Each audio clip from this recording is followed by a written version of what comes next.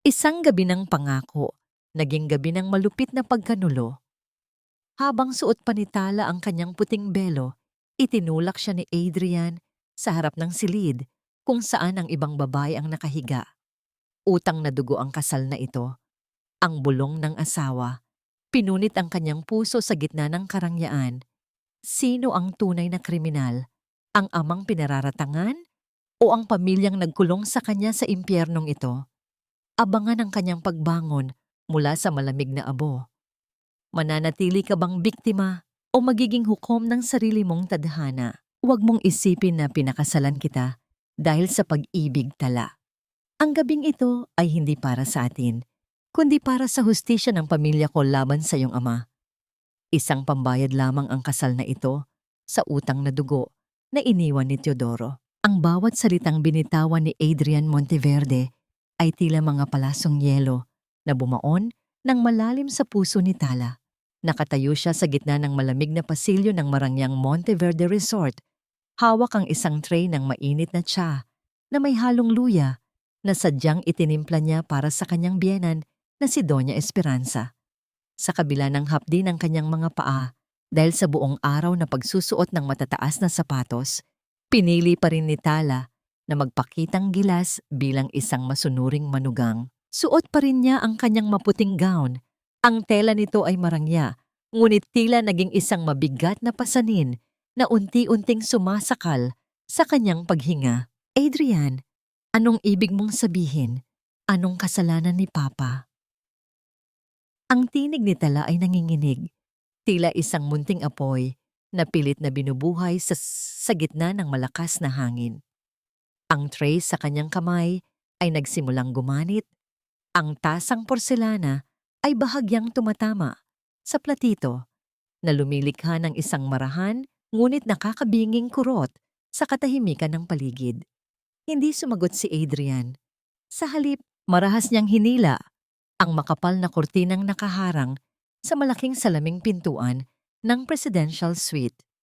Sa loob ng silid, sa gitna ng kama, na pinalamutian ng mga puting talulot ng rosas na dapat ay para sa kanilang unang gabi, ay nakaupo si Catalina Santos.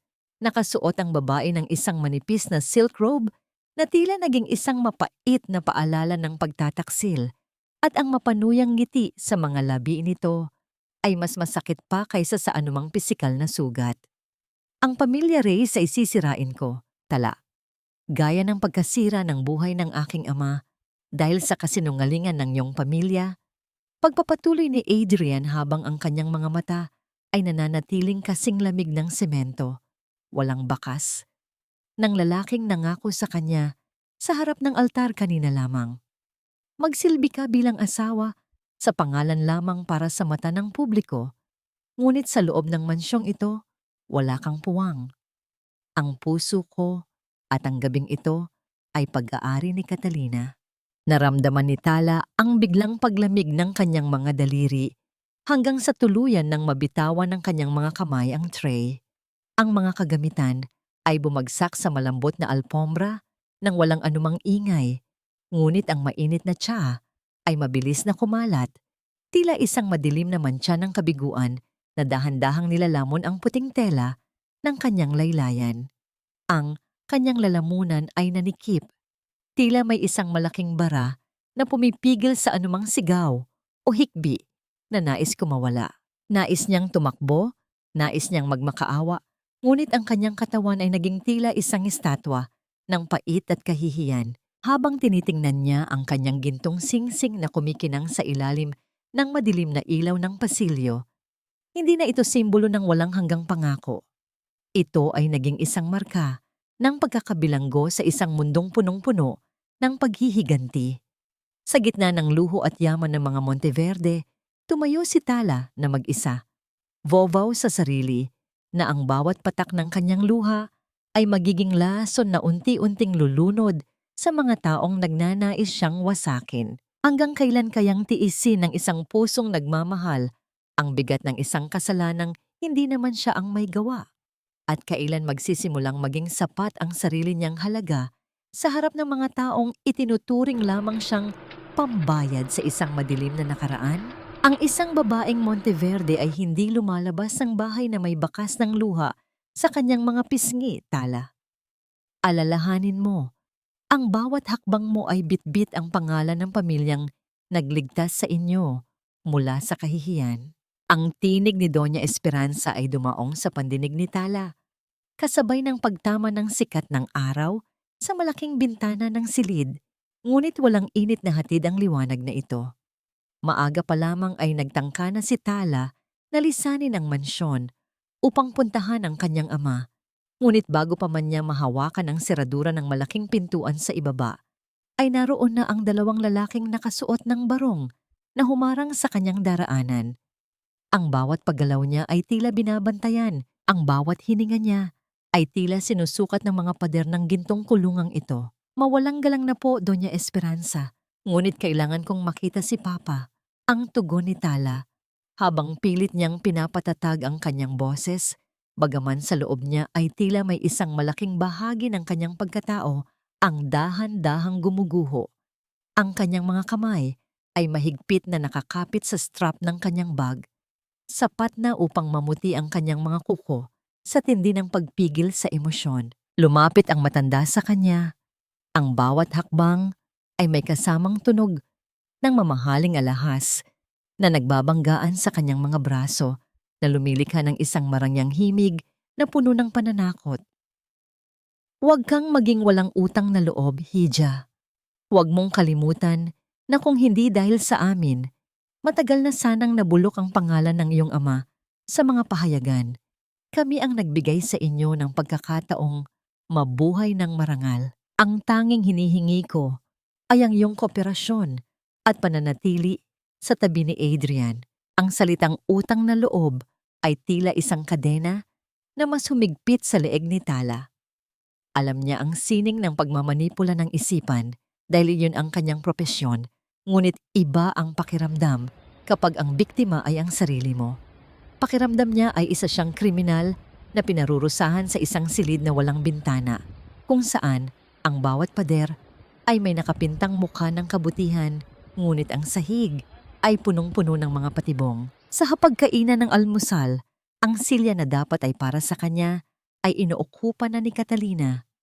Ang amoy ng masarap na kape at bagong lutong tinapay ay naging tila lason sa kanyang pangamoy. Nakita niya kung paano dahan-dahang ilapit ni Adrian ang kanyang mukha kay Catalina habang nagbubulungan sila. Isang tagpong tila sadyang itinanghal sa harap niya upang ipamukha ang kanyang kawalan ng halaga. Si Adrian, na noon ay tila isang pangarap, ay naging isang estrangherong may pusong kasing tigas ng marmol. Hindi man lamang siya nito tinignan, tila ba isa lamang siyang anino na nakatayo sa gilid ng kanilang kaligayahan. Tala dear, you should eat more. Masyado kang maputla. Baka isipin ng mga tao na pinapabayaan ka namin dito, wika ni Catalina sa isang malambing na tinig na may halong lason, habang dahan-dahang hinihiwa ang kanyang pagkain nang walang anumang ingay. Ang matatalas na sulyap nito ay tila nagdiriwang sa bawat segundong pananatili ni Tala sa gitna ng kanilang mesa. Hindi nakasagot si Tala. Sa halip ay tinalikuran niya ang mga ito at mabilis na bumalik sa kanyang silid. Doon, sa gitna ng katahimikan na binabasag lamang ng mahinang pag-ikot ng bentilador, ay naramdaman niya ang panginginig ng kanyang buong katawan. Isinandal niya ang kanyang likod sa saradong pinto. Unti-unting napaupo sa sahig habang ang kanyang mukha ay ibinaba sa kanyang mga tuhod. Naramdaman niya ang panginginig ng kanyang cellphone sa loob ng bag. Sa screen ay lumabas ang pangalan ni Teodoro, ang kanyang ama. Sa loob ng ilang sandali, tila tumigil ang mundo ni Tala. Nais niyang sumigaw. Nais niyang sabihin sa kanyang ama ang lahat ng sakit, ang lahat ng pagpapanggap, at ang madilim na katotohanang natuklasan niya sa gabi ng kanyang kasal. Ngunit nang sagutin niya ang tawag, ang tanging lumabas sa kanyang bibig ay isang pilit na ngiti na hindi naman nakikita ng kausap. Hello, Papa? Opo, maayos po ako dito. Napakabait po ni na Adrian at Doña Esperanza sa akin. Huwag na po kayong mag-alala, masaya po ako. Ang bawat salitang binitawan ni Tala ay tila mga saksak sa kanyang sariling dangal. Pinakinggan niya ang masayang boses ng kanyang ama sa kabilang linya, na tila ba ang kaligayahan nito ay nakadepende sa kaligtasang akala nito ay narating na ng kanyang anak. Matapos ang tawag, muling bumalik ang nakabibinging katahimikan. Napansin ni Tala ang isang maliit na sobrang isinuksok sa ilalim ng kanyang pinto. Walang pangalan, walang anumang sulat sa labas. Dahan-dahan niya itong binuksan at doon ay nakita niya ang isang lumang dokumento na may mantsa ng dugo sa gilid. Isang papel na tila matagal nang itinago sa dilim. Habang binabasa niya ang unang talata, ang kanyang puso ay nagsimulang tumibok ng mabilis. Tila may isang malaking lihim na dahan-dahang nagpapakita ng kanyang anyo sa gitna ng mga anino ng mansyong Monteverde. Kanino galing ang papel na ito? At ano ang tunay na kinalaman ng kanyang ama sa dugong dumanak sa nakaraan ng pamilyang ito? Huwag mo namang masyadong dibdibin ang lahat, Tala. Isipin mo na lang na isa itong role sa isang dula at kailangan mo lang maging magaling na actress para hindi mapahiya ang pamilya mo. Ang tinig ni Catalina ay kasing tamis ng pulot, ngunit para kay Tala, bawat salitang lumalabas sa mga labi nito ay tila isang malagkit na sapot na dahan-dahang pumupulupot sa kanyang leeg. Naroon sila sa malawak na hardin ng mansyon, kung saan ang samyo ng mga bulaklak ng sampagita ay nakikipagtalaban sa masangsang na amoy ng pagkukunwari. Sa harap ng mga hardinero at ilang kasambahay na nagmamasid mula sa malayo, si Catalina ay ang larawan ng isang nag-aalalang kaibigan. Isang kamay ang dahan-dahang humahaplos sa balikat ni Tala, habang ang isa naman ay may hawak na mamahaling abaniko. Hindi ko alam na naging scriptwriter ka na rin pala ng buhay ko, Catalina. Ang mahinang tugon ni Tala, ang kanyang mga mata, ay nananatiling nakatuon sa malayong abot-tanaw, kung saan ang mga bundok ay tila nagsisilbing mga pader ng kanyang bilangguan. Ramdam niya ang panginginig ng kanyang balat sa bawat dait ng daliri ni Catalina. Isang reaksyong pisikal ng kanyang katawan laban sa isang panganib na hindi nakikita ngunit damang-dama. Nang masiguro ni Catalina na wala nang nakakarinig sa kanila, ang mapanlinlang na lambing sa kanyang muka ay biglang naglaho, pinalitan ng isang malamig at matalas na ekspresyong tila isang talim na handang sumugat. Let's be real, Tala. Huwag ka nang magpanggap na biktima rito. You chose this. Pinili mong maging pambayad sala para sa tatay mong kriminal. Alam mo naman ang totoo, di ba? Kahit kailan, hindi ka minahal ni Adrian. He used you because you're the perfect instrument for his revenge. Ang bawat salita ni Catalina ay tila isang dagok na naglalayong basagin ang natitirang tatag ni Tala. Bilang isang psychologist, alam ni Tala ang ginagawa ng babae. Ito ay gaslighting sa pinakamataas na antas nito. Sinisira ni Catalina ang tiwala ni Tala sa sarili. Pinapalabo ang kanyang realidad at pinalalabas na siya ang may kasalanan sa sarili niyang pagdurusa. Ngunit sa likod ng sakit, ang isipan ni Tala ay nagsimulang gumana ng malamig at lohikal. Pinag-aralan niya ang bawat kislap sa mata ni Catalina, ang bawat kumpas ng kamay nito, at ang bahagyang panginginig ng boses nito na tila may itinatagong takot sa likod ng yabang. Bakit ka ba masyadong apektado, Catalina? Mahinahong tanong ni Tala, habang dahan-dahan niyang iniaangat ang kanyang paningin upang salubungin ang mga mata ng kaaway. Kung totoo ang sinasabi mo na wala akong halaga kay Adrian, bakit kailangan mo pang magsayang ng oras para saktan ako?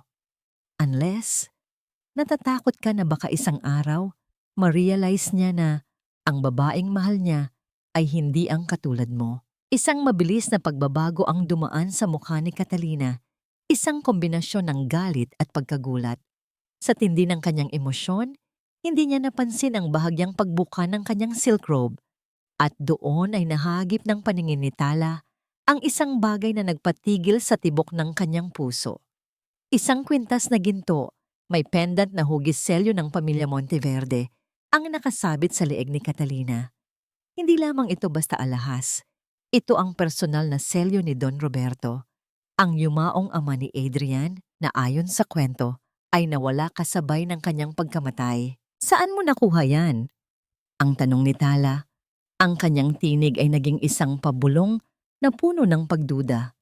Itinuro niya ang kwintas at sa isang iglap, tila nawala ang lahat ng yabang sa mukha ni Catalina. Mabilis nitong hinawakan ng pendant at isinara ang kanyang robe. Ang kanyang mga kilos ay naging tila isang magnanakaw na nahuli sa akto. Wala kang pakialam kung saan ko ito nakuha. Isuot mo man ang lahat ng gown sa mundong ito. Tala, mananatili kang anino sa mansyong ito. Ang paggalit na sagot ni Catalina, bago ito mabilis na tumalikod at naglakad palayo, ang bawat hakbang nito ay lumilikha ng marahas na paghampas ng tela sa sahig na iwang nakatayo si Tala sa gitna ng hardin. Ang hangin ay naging tila mas mabigat at mas malamig. Alam niyang ang kwintas na yon ay hindi dapat nasa kay Catalina. Kung ang ama ni Tala ang itinuturong dahilan ng pagbagsak ni Don Roberto, bakit ang ebidensya ng huling sandali ng matanda ay nasa kamay ng babaeng nagsasabing siya ang pinakatapat kay Adrian? Ang pagdududa ay tila isang buto na itinanim sa kanyang isipan. Dahan-dahang nag-uugat at naghahanap ng liwanag sa gitna ng kadiliman ng mga Monteverde.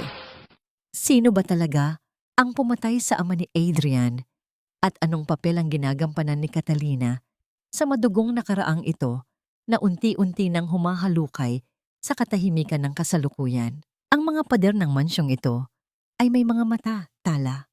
At ang mga matang yon ay hindi tumitingin upang magmalasakit, kundi upang maghanap ng bawat mali sa iyong pagkilos. Ang mga salitang ito ay tila isang babala na paulit-ulit na umaalingaw-ngaw sa isipan ni Tala habang nakatanaw siya sa labas ng kanyang bintana. Lumipas ang ilang araw na ang kanyang buhay ay naging isang paulit-ulit na siklo ng pag-iisa at pagtitiis. Ipinagbawal sa kanya ang paglabas ng mansyon nang walang pahintulot ni Doña Esperanza at maging ang kanyang pagtatrabaho bilang isang psychologist ay pansamantalang itinigil sa ilalim ng utos ni Adrian. Pakiramdam ni Tala ay isa siyang magandang ibon na pinutulan ng pakpak at ikinulong sa isang gintong hawla. Hinahangaan mula sa malayo, ngunit unti-unting namamatay sa loob. Sa bawat sulok ng mansyong Monteverde, tila may isang mabigat na presensya na laging nakasunod sa kanya. Ngunit sa gitna ng lamig ng pagtrato sa kanya ng pamilya, napansin niya ang isang matandang babae na laging tahimik na naglalakad sa mga pasilyo. Si Tia Felisa, ang punong tagapamahala ng mga kasambahay na mahigit 4 na dekada na sa serbisyo ng mga Monteverde. Ang kanyang mga mata ay malalim at puno ng mga kwentong tila ayaw niyang bigkasin at ang kanyang mga kamay ay magaspang dahil sa haba ng panahon ng pagsisilbi. Isang hapon, habang nag-aayos si Tala ng kanyang mga gamit, pumasok si Tia Felisa upang ihatid ang mga bagong labang damit.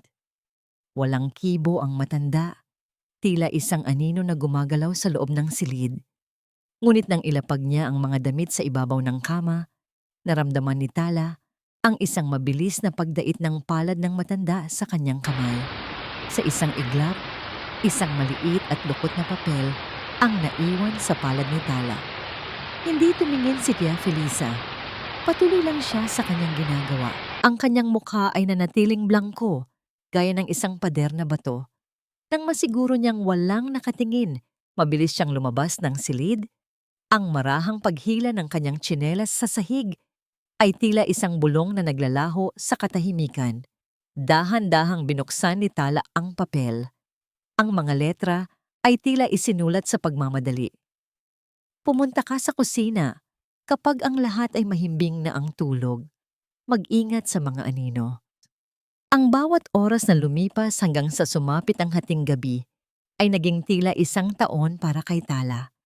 Nang masigurado niyang tahimik na ang buong mansyon at wala nang liwanag na nanggagaling sa silid ni Adrian o ni Doña Esperanza, Dahan-dahan siyang lumabas ng kanyang kwarto. Ang lamig ng marmol na sahig ay gumapang sa kanyang mga talampakan.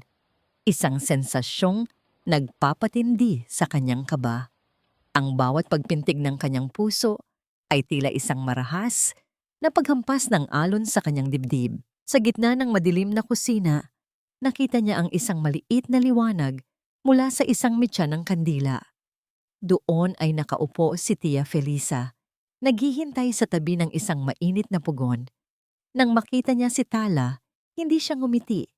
Ngunit ang kanyang mga mata ay nagpakita ng isang uri ng pagtanggap na matagal nang hindi nararamdaman ni Tala sa bahay na yon. Maupo ka, Hija, ang pabulong na wika ng matanda.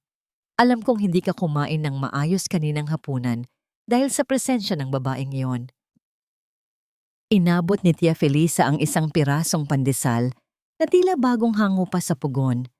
Mainit-init pa ito, at ang samyo nito ay nagdala ng isang kakaibang ginhawa sa puso ni Tala.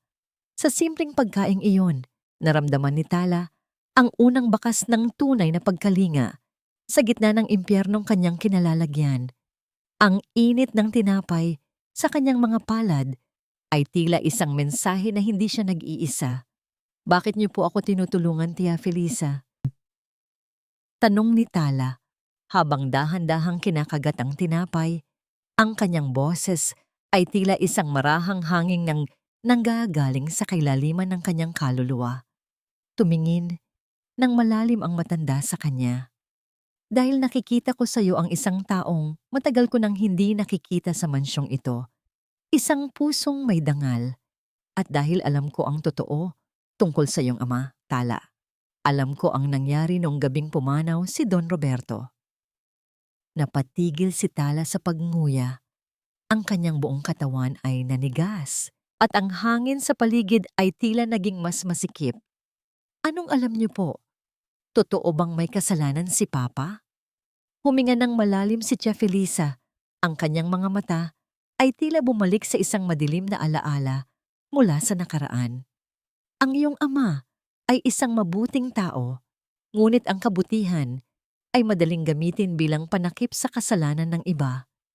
May isang silid sa mansyong ito na hindi binubuksan ng kahit sino, Tala. Isang silid kung saan itinatago ang mga lihim na ayaw nilang malaman ni Adrian. Doon mo matatagpuan ang kasagutan sa iyong mga katanungan bago pa man makapagtanong muli si Tala. Isang mahinang paggalaw mula sa pasilyo ang nagpatigil sa kanilang dalawa. Mabilis na hinipan ni Tia Felisa ang kandila at sa isang iglap, ang buong kusina ay nilamon ng kabuuang kadiliman. Sa gitna ng katahimikan, narinig ni Tala ang marahang pag-ikot ng seradura sa itaas. May gising pa sa mansyon at kung sino man iyon, tila may hinahanap sila sa dilim ng gabi. Sino ang nagmamanman sa kanila at ano ang itinatago sa loob ng saradong silid na sinasabi ni Tia Felisa? Ang bawat alaala ay tila isang bubog na pilit nating hinahawakan kahit alam nating ang bawat higpit ay katumbas ng pagdanak ng sarili nating dugo. Sa gitna ng kadiliman ng kusina, naramdaman ni Tala ang bawat mabilis na pagpintig ng kanyang puso na tila isang tambol na nagbababala ng panganib. Ang kanyang hininga ay naging mababaw at pilit niyang pinipigilan ang anumang tunog na maaaring magmula sa kanyang lalamunan. Sa kabila ng itim na paligid, aninag niya ang anino ni Tia Felisa na nananatiling hindi gumagalaw, tila naging bahagi na ng mga kasangkapan sa kusina. Narinig nila ang marahang pagdaiti ng tsinelas sa marmol na sahig sa labas, isang tunog na dahan-dahang lumalayo hanggang sa muling maghari ang nakabibinging katahimikan. Bumalik ka na sa itaas, Tala. Ang pabulong na utos ni Tia Felisa, ang kanyang tinig, ay nanginginig sa takot na hindi maikubli.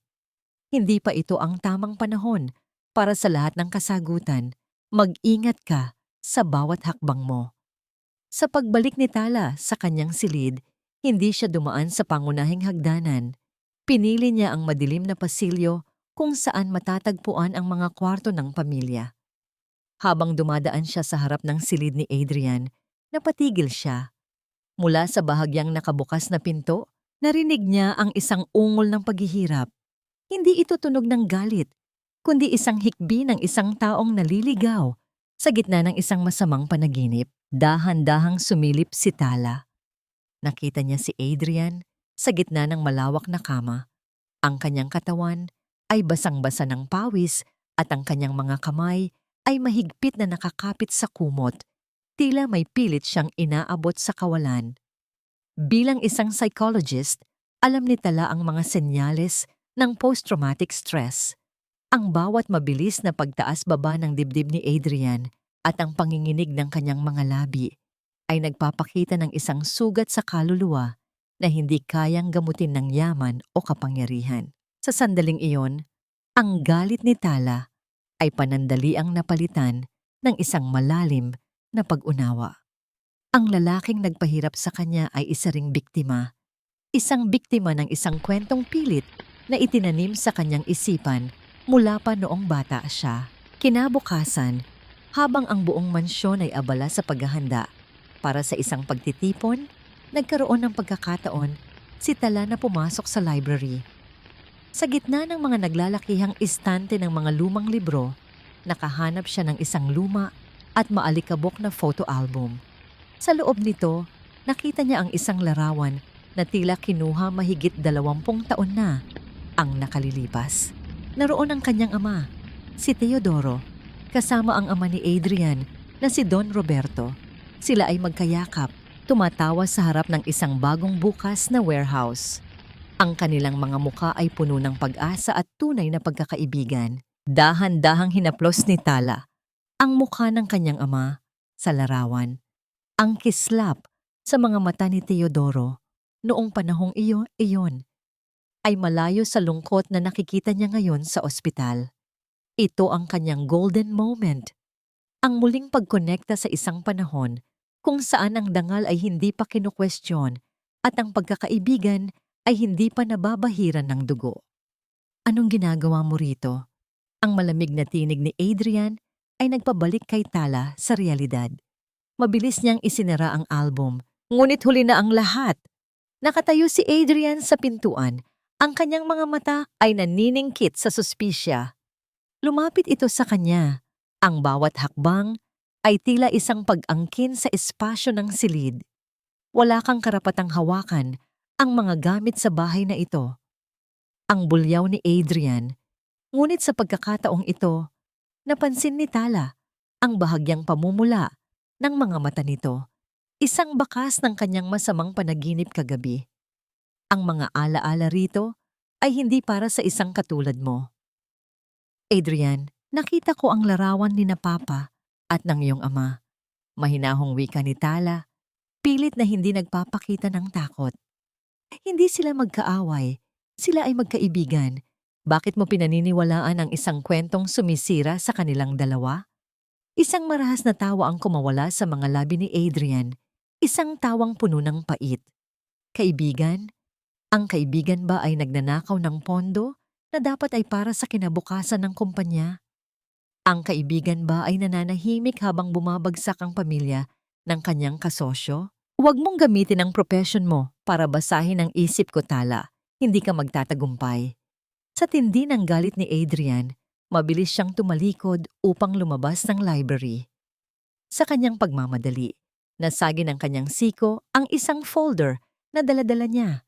Ang mga papel ay nagkalat sa sahig at ang isa sa mga ito ay dahan-dahang lumipad patungo sa paanan ni Tala. Yumuko si Tala upang pulutin ang papel, ngunit bago pa man niya ito mahawakan, mabilis itong tinapakan ni Adrian. Gayunpaman, sapat na ang ilang segundong iyon para mabasa ni Tala ang pamagat ng dokumento. Monteverde Logistics Fund, Confidential Audit 1,900 at 98. Ito ang taon kung kailan nangyari ang trahedya. Bakit hawak ni Adrian ang isang audit report na dapat ay matagal nang nawala?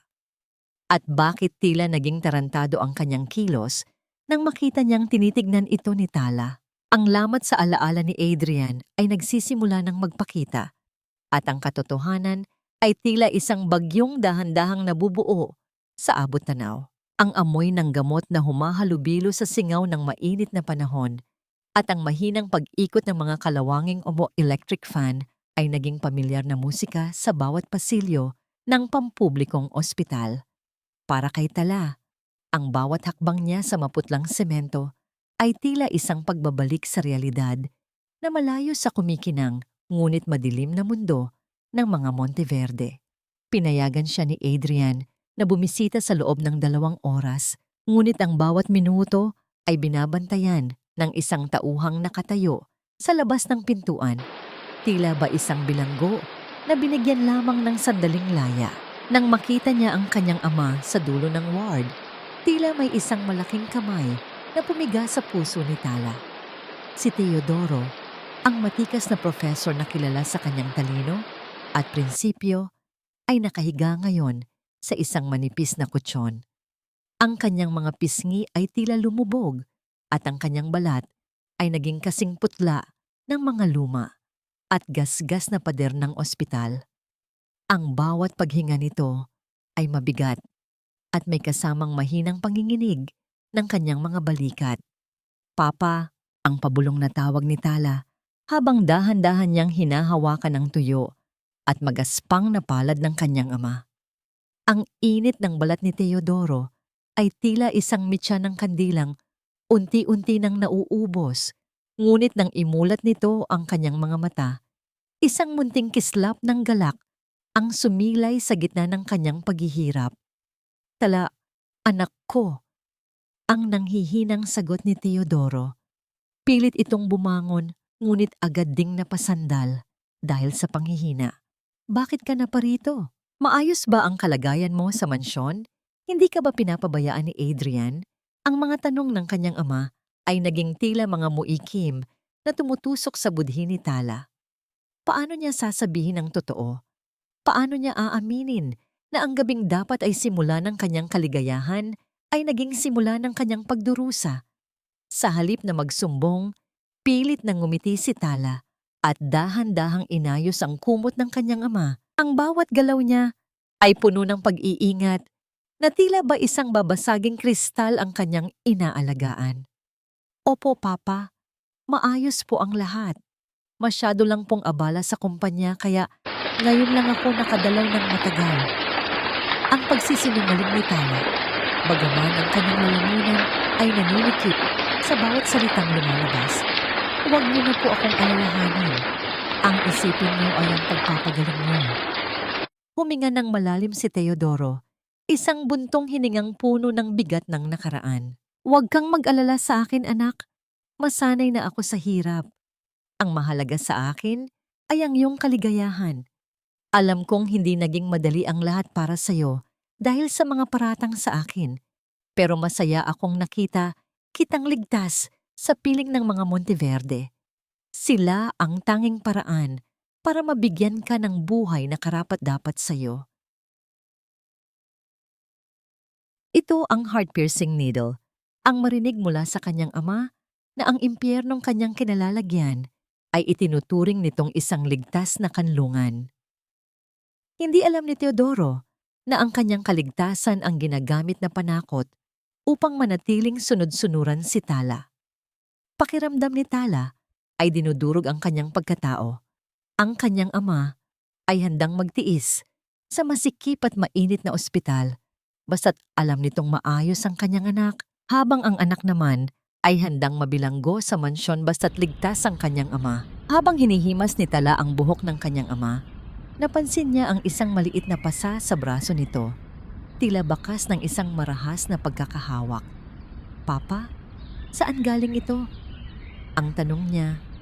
Ang kanyang tinig ay naging matalim sa pag-aalala. Umiwas ng tingin si Teodoro. Ang kanyang mga labi ay bahagyang nanginig bago muling sumilay ang isang mapait na ngiti.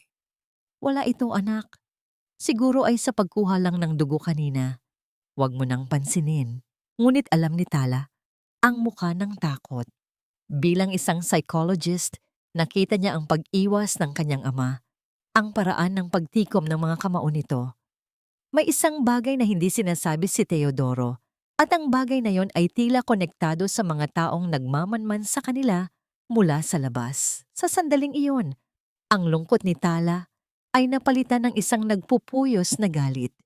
Hindi na lamang ito tungkol sa sarili niyang kaligtasan. Ito ay tungkol sa dangal ng kanyang ama na patuloy na niyayapakan ng mga taong may balat kayong kabutihan. Nang matapos ang oras ng pagbisita, dahan-dahang tumayo si Tala.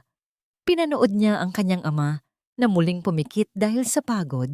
Ang bawat paghinga nito ay tila isang panalangin para sa kanyang kaligtasan. Paglabas niya ng buwan, sinalipan siya ng madaling na dilim ng tauhan ni Adrian. Sa halip na yumuko, tinignan siya ni Tala nang diretso sa mga mata. Ang kanyang ama ay naging tila isang kutsilyong handang sumala. Kung akala ng mga Monteverde ay habang una siyang magiging biktima, nagkakamali sila. Ang bawat luhang pumatak sa loob ng ospital na yun ay naging pangako ng isang paghihiganting hindi gagamit ng dahas, kundi ng katotohanan mag-aaksa sa kanyang. Sino ang tunay na nagpahirap sa kanyang ama sa loob ng ospital? At hanggang saan ang kayang gawin ni Tala upang bawiin ang dangal na ninakaw mula sa kanila? Ang bawat kislap ng mamahaling kristal sa hapagkainan ay tila sumasalamin sa talim ng mga salitang hindi binibitawan, ngunit damang-dama sa bawat sulyap. Sa ilalim ng malalaking chandelier ng mansyong Monteverde, ang hapunan ay naging isang ritual ng pagpapahirap, kung saan ang bawat subo ng pagkain ay tila nagiging tuyong abo sa lalamunan ni Tala. Nakatitig lamang si Tala sa kanyang plato. Pinapanood ang marahang pagdaiti ng kanyang tinidor sa porselana nang walang anumang tunog. Sa kanyang tapat, si Catalina ay prenteng nakaupo. Ang bawat galaw nito ay puno ng kayabangan. Tila ba siya ang tunay na reyna ng tahanang iyon? Napansin ni Tala ang paraan ng paghawak ni Catalina sa kanyang baso ng alak. Ang kanyang mga daliri ay bahagyang nanginginig sa tuwing binabanggit ang tungkol sa huling audit ng kumpanya. Bilang isang eksperto sa pagbabasa ng kilos ng tao, alam ni Tala na ang kaba ni Catalina ay hindi nanggagaling sa takot kay Adrian, kundi sa isang lihim na dahan-dahang kumakawala sa kanyang kontrol. Adrian, honey, we should really look into the new logistics expansion. Masyadong maraming butas sa lumang system, and if we don't fix it, baka may makialam na naman na tagalabas. Wika ni Catalina. Ang kanyang boses ay malambing, ngunit may kalakip na babala na nakatuon kay Tala. Hindi sumagot si Adrian, ngunit ang kanyang mga panga ay nag-abot. Isang senyales ng tensyong pilit niyang ikinukubli.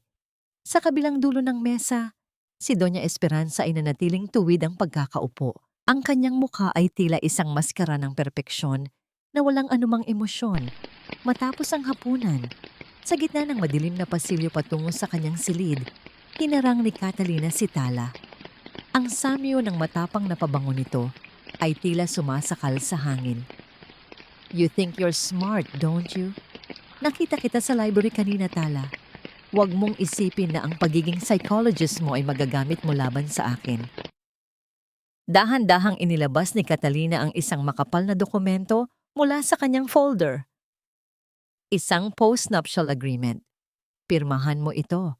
Isang dokumento na nagsasabing wala kang karapatan sa kahit anong pag-aari ng mga Monteverde at hinding-hindi ka magsasampa ng anumang kaso laban sa pamilya sa hinaharap.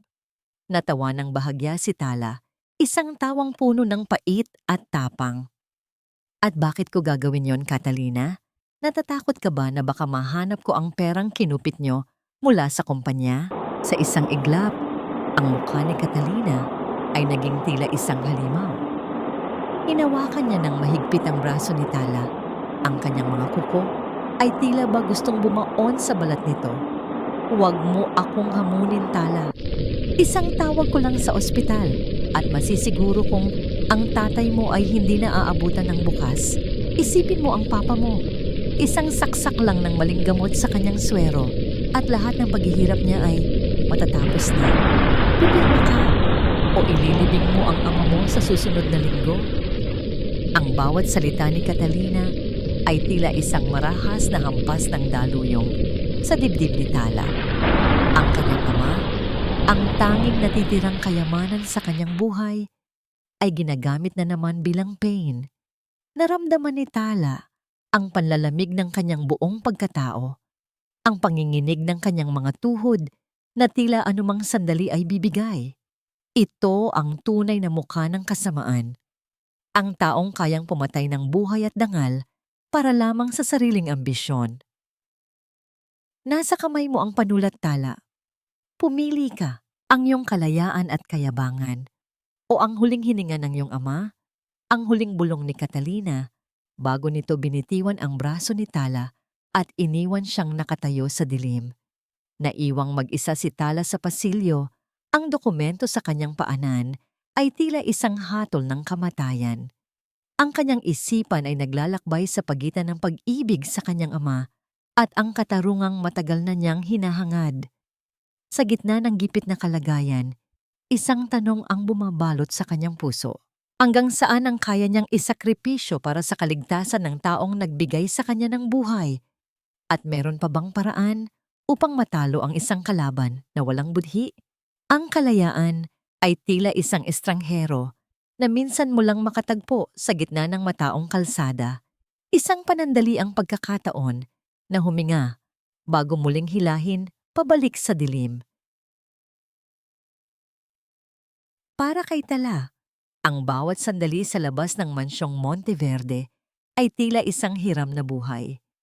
Pinayagan siyang lumabas upang bumili ng ilang personal na pangangailangan, ngunit alam niyang mula sa malayo ay nakamasid ang mga mata ng mga tauhan ni Adrian. Sa loob ng malawak na supermarket, sa gitna ng ingay ng mga taong abala sa kanilang pamumuhay, naramdaman ni Tala ang isang uri ng kapayapaan na matagal na niyang ipinagkait sa kanyang sarili. Ang malamig na simoy ng hangin mula sa mga freezer at ang makukulay na hanay ng mga produkto ay naging tila isang paalala na may mundo pa sa labas ng kanyang pagdurusa. Habang dahan-dahan niyang itinutulak ang cart sa gitna ng pasilyo, naramdaman niya ang isang presensya sa kanyang likuran. Hindi ito ang mabigat na hakbang ng mga tauhan ni Adrian, kundi isang mas pamilyar at mas banayad na kilos. Tala, ikaw nga ba yan? Ang tinig na yon ay tila isang himig mula sa kanyang nakaraan. Dahan-dahang lumingon si Tala at doon ay nakita niya si Mateo Sarmiento. Nakasuot ito ng simpleng polo shirt, ang kanyang mga mata ay nananatiling matalas, ngunit puno ng malasakit. Ang parehong Mateo na nakatrabaho niya sa ilang sensitibong kaso ng piskal nung siya ay aktibo pa bilang psychologist. Mateo, it's been a long time. Ang halos pabulong na sagot ni Tala, naramdaman niya ang biglang pag-init ng kanyang mga mata. Isang reaksyong pilit niyang pinigilan sa pamamagitan ng paghigpit ng hawak sa hawakan ng cart. Hindi lumapit ng husto si Mateo.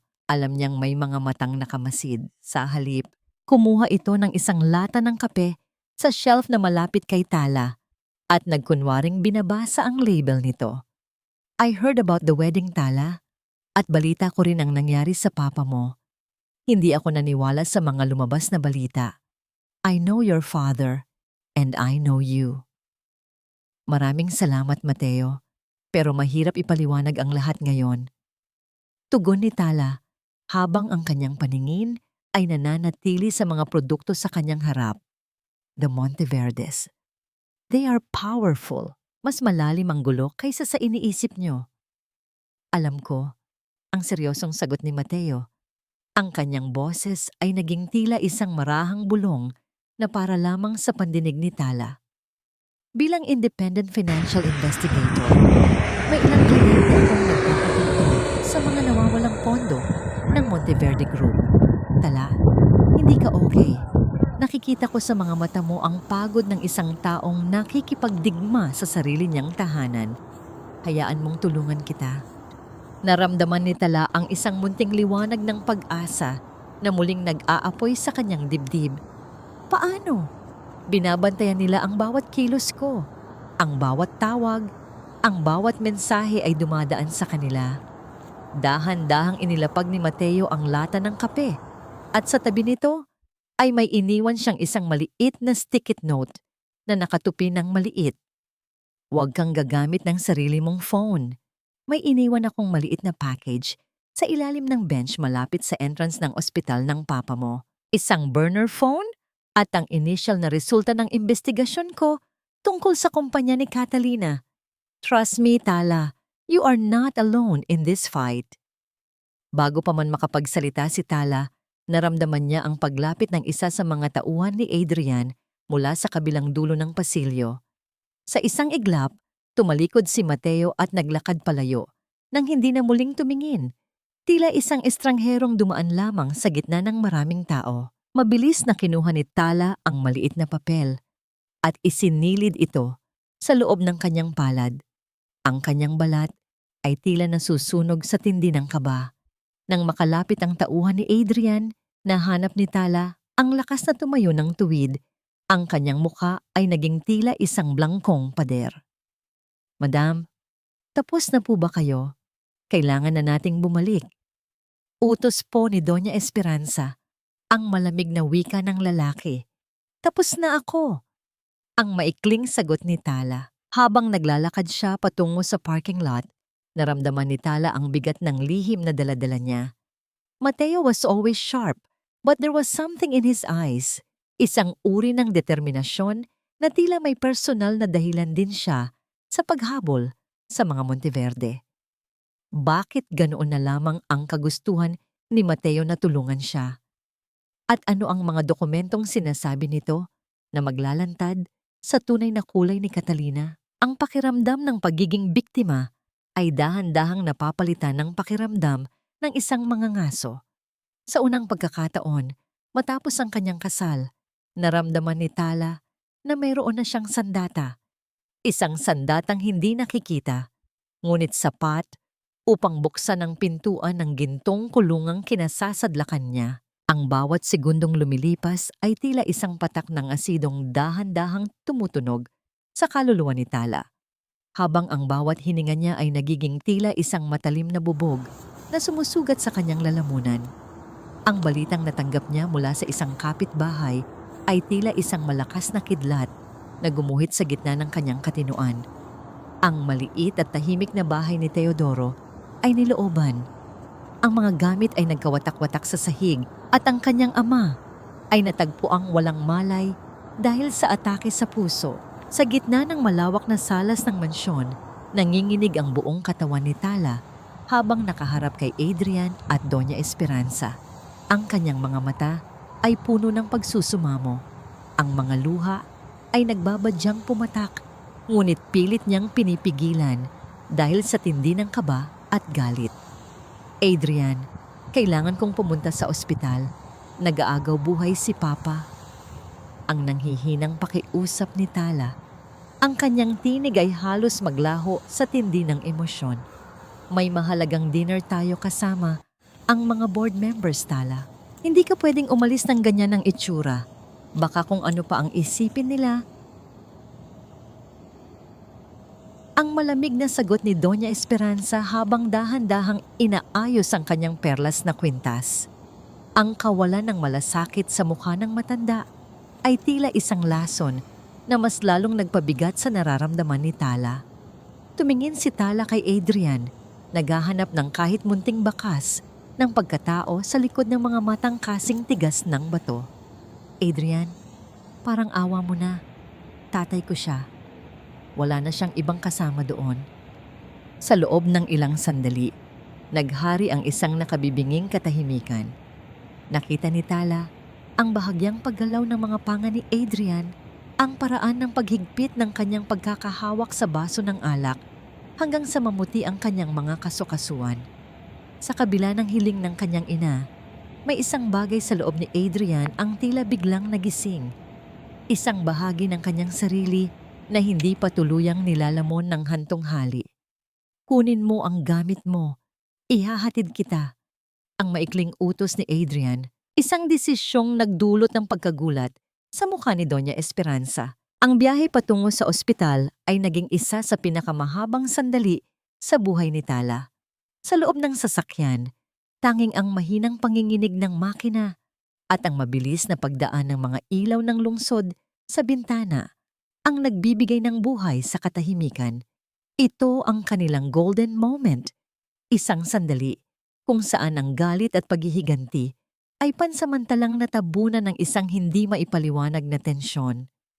Nakita ni Tala ang paraan ng paghawak ni Adrian sa manibela. Ang kanyang mga mata ay nakatuon sa kalsada, ngunit ang kanyang isipan ay tila nasa malayo. May bahid ng pagsisisi at kalituhan sa kanyang mukha.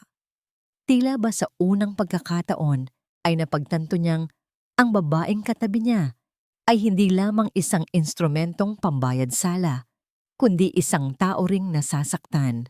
Nang makarating sila sa pampublikong ospital, mabilis na bumaba si Tala. Ang amoy ng antiseptic at ang ingay ng mga gulong ng stretcher sa sahig ay naging tila isang malakas na hiyayaw sa kanyang pandama. Natagpuan niya ang kanyang ama sa loob ng emergency room, nakakabit sa iba't ibang makina na nagbibigay ng tila mekanikal na ritmo sa kanyang buhay.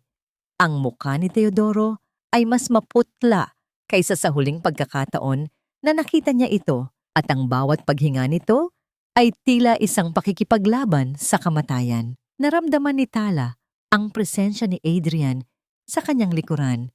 Hindi ito lumapit. Nanatili lamang itong nakatayo sa may pintuan, pinapanood ang tagpo ng isang anak na nagdadalamhati para sa kanyang ama. Sa sandaling iyon, ang maskara ng pagiging matigas ni Adrian ay tila dahan-dahang nagkakalamak. Ngunit sa gitna ng kanyang pagdadalamhati, napansin ni Tala ang isang kakaibang pakiramdam. Lumingon siya sa bandang dulo ng pasilyo, malapit sa madilim na sulok ng ward. Doon, sa gitna ng kumpol ng mga tao, ay may isang lalaking nakasuot ng itim na jacket at may suot na face mask. Ang mga mata nito ay hindi nakatuon sa mga pasyente, kundi direktang nakatitig sa kanila ni Adrian. Nang magtama ang kanilang mga paningin, mabilis na tumalikod ang lalaki at naglakad palayo hanggang sa maglaho ito sa hagdanan. Sino ang lalaking iyon at bakit tila sinusubaybayan niya ang bawat kilos nila kahit sa loob ng ospital? Ang atake sa puso ni Teodoro ay tila hindi lamang isang aksidente ng kalikasan, kundi isang bahagi ng isang mas malaking plano na nagsisimula ng magpakita ng pangil. Sa gitna ng pakikipaglaban ni Teodoro para sa kanyang buhay, naramdaman ni Tala na ang panganib ay mas malapit kaysa sa iniisip niya, at ang katotohanang hinahanap niya ay maaring may mas mataas na kapalit kaysa sa sarili niyang kaligayahan. Ang liwanag ng bukang liwayway ay dahan-dahang gumagapang sa mga bintana ng ospital, ngunit sa halip na pag-asa, tila dala nito ang mas matinding pagod na bumabalot sa buong katawan ni Tala. Ang amoy ng malakas na disinfectant at ang malamig na hangin mula sa lumang aircon ay naging tila isang mabigat na kumot na sumasakal sa kanyang malay. Nakaupo siya sa tabi ng kama ni Teodoro. Ang kanyang mga mata ay nananatiling nakatitig sa bawat mahinang pagtaas-baba ng dibdib ng kanyang ama. Tila ba ang kanyang titig ang nagbibigay ng lakas dito upang manatiling humihinga. Ang katahimikan ng umaga ay binasag ng marahas at tiyak na pagbagsak ng matutulis na sapatos sa semento ng pasilyo. Ang tunog na ito ay tila isang babala na dahan-dahang papalapit hanggang sa bumukas ang pinto at ilantad ang isang babaeng tila hindi nababagay sa madungis at masikip na ward na iyon. Naroon si Doña Esperanza. Suot ang kanyang perpektong puting terno at ang mga perlas na tila nangingislap sa paghamak sa paligid. Napakabaho at napakainit sa lugar na ito, Tala. Isang malaking kahihiyan na dito natatagpuan ang manugang ng isang Monteverde. Ang bungad ng matanda, habang ang kanyang ilong ay bahagyang nakakunot. Tila ba ang hangin sa paligid ay may dalang epidemya. Hindi tumayo si Tala, hindi rin siya yumuko bilang paggalang. Nanatili siyang nakahawak sa kamay ng kanyang ama. Ang kanyang balat ay tila naging yelo sa tindi ng pagpigil sa galit. Ang lugar na ito ay para sa mga taong lumalaban ng tapat, Doña Esperanza. Hindi ito marangya, pero walang kasinungalingan sa loob ng kwartong ito. Isang mapait na ngiti ang sumilay sa mga labi ng biyenan. Lumapit ito at dahan-dahang inilapag ang isang mamahaling bag sa ibabaw ng maliit na mesa. Nandito ako para sa isang kasunduan, hindi para sa pakikipagtalo. Kung pipirmahan mo ang post-nuptial agreement na ibinigay ni Catalina, personal kong ipapalipat ang iyong ama sa pinaka-eksklusibong ospital sa bansa. Doon, masisiguro ang kanyang kaligtasan. Dito, sa lugar na maraming estranghero, madaling mawala ang buhay ng isang matanda.